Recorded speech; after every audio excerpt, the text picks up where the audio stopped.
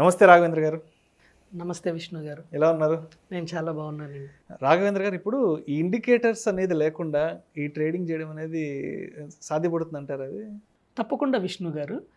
మనం చూస్తూ ఉంటాము చాలా చార్ట్స్, టెక్నికల్ అనలిస్ట్స్ ఈ అనాలిసిస్ని కాంప్లికేట్ చేసుకుంటూ వెళ్ళిపోతూ ఉంటారు.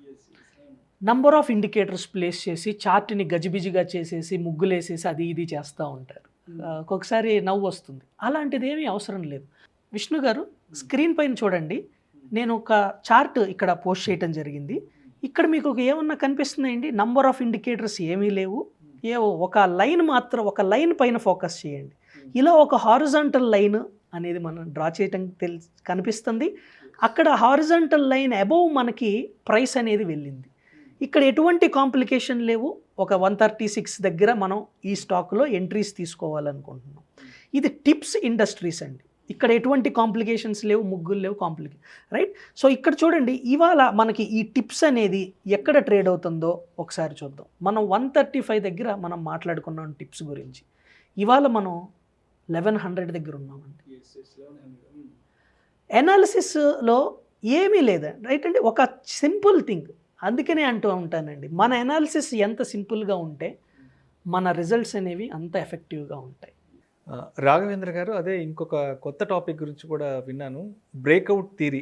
సో ఏంటి అసలు బ్రేక్అవుట్ థియరీ అంటే ఏంటి?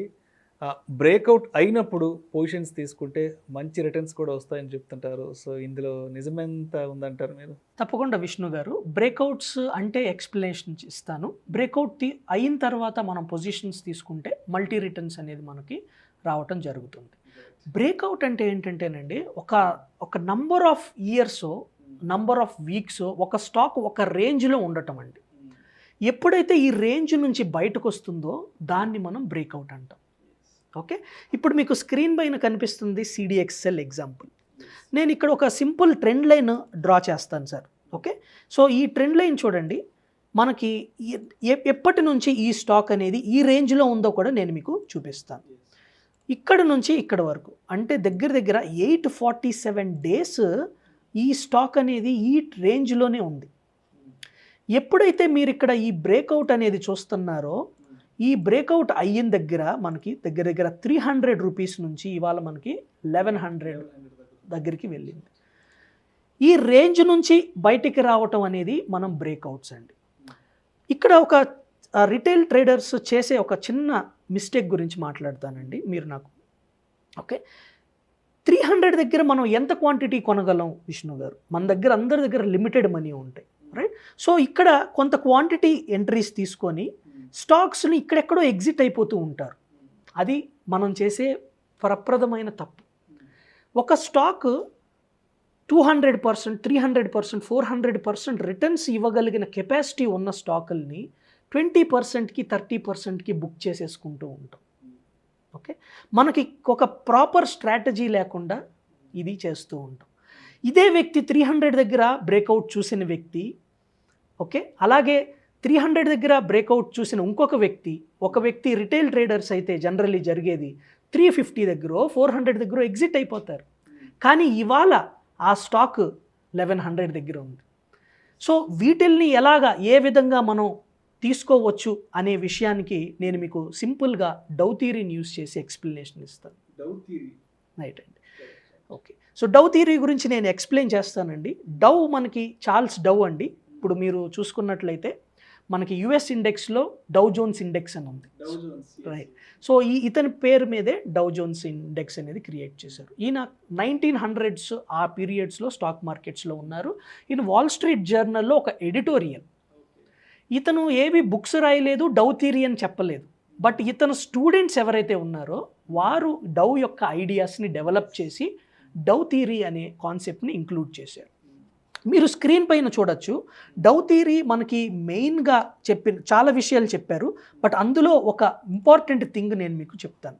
ఇది ఒక బుల్లిష్ స్టాక్ అనేది ఎప్పుడు కూడా హయ్యర్ హైస్ చేసుకుంటూ, higher highs and higher lows చేసుకుంటూ వెళ్తుంది. హయ్యర్ హైస్ అంటే చూడండి, ఈ ప్రీవియస్ హై కన్నా ఈ హై పైన ఉందా, ఈ ప్రీవియస్ హై కన్నా ఈ హై పైన ఉందా, ఈ ప్రీవియస్ హై కన్నా ఈ హై అనేది పైకి ఉంది, రైట్ అండి. అలాగే ఈ లో కన్నా ఈ లో పైన ఉంది, ఈలో కన్నా ఈలో పైన ఉంది, ఈ లో కన్నా ఈలో పైన ఉంది. సో దీన్ని higher highs and higher lows అంటారు. ఇదే కాన్సెప్ట్ని నేను ఇప్పుడు సిడిఎస్ఎల్లో మీకు చూపిస్తానండి. రైట్, ఇప్పుడు మనం చూసాం కదా 300 నుంచి ఇవాళ స్టాక్ మనకి 1172లో ఉంది. సో దీనిలో మనం ఏ విధంగా యూస్ చేయొచ్చు ఈ కాన్సెప్ట్ని? ఇక్కడ నా ఉద్దేశం ఏంటంటే, ఒకటి విష్ణు గారు, 300 దగ్గర స్టాక్ బ్రేక్అవుట్స్ చూసి అందరూ ఎంటర్ అవుతున్నారు, కానీ మ్యాక్సిమం వరకు వెళ్ళట్లేదు. అలా అని కొండ పట్టేసుకుంటాము అంటే పట్టుకోలేం, కానీ ఒక ప్రాసెస్ని ఫాలో అయితే మ్యాక్సిమం రిటర్న్స్ తీసుకురావచ్చు. ఒక ఎకరం పొలం మనం వరి నాటాం అనుకోండి, పావు ఎకరం కోసుకొని అరెకరం కోసుకొని ప్రాఫిట్ బుకింగ్ అని ఎగ్జిట్ అయిపోతామా? కాదు కదండి. ఎకరం పొలం తీసుకొని పంట మొత్తం కోసేస్తాం, అవునా? ఒక బిజినెస్ బాగుందండి, ఈ ఎగ్జాంపుల్ నేను తీసుకోవచ్చో లేదో తెలియదు. సుమన్ టీవీ ఇంతకుముందు ఒక సెగ్మెంట్లో ఉండేది, హెల్త్ కేర్ సెగ్మెంట్ అని, మనీ సెగ్మెంట్ అని, బిజినెస్ని డెవలప్ చేసుకుంటున్నాం. అదేవిధంగా ఒక ట్రేడ్లో ఒక స్టాక్ మన డైరెక్షన్లో వెళ్తుంటే అందులో పొజిషన్స్ని ఇంక్రీజ్ చేసుకుంటూ వెళ్ళాలి. ఇప్పుడు మీరు 300 అనే కాన్సెప్ట్ నేను ఇక్కడ మీకు చూపిస్తాను. 300 దగ్గర మనకి నేను బ్రేక్అవుట్, అదే బ్రేక్అవుట్ ఇక్కడ నేను 300 దగ్గర మీకు నేను చూపిస్తాను సార్. ఏ విధంగా మనం మ్యాక్సిమైజ్ చేసుకోవచ్చు అనేది నేను మీకు చూపిస్తాను. ఓకే, సో ఇక్కడ ఇందాక ఏ విధంగా అయితే నేను ట్రెండ్ లైన్ డ్రా చేశానో అదే ట్రెండ్ లైన్ డ్రా చేస్తున్నాను. ఓకే అండి, 300 దగ్గర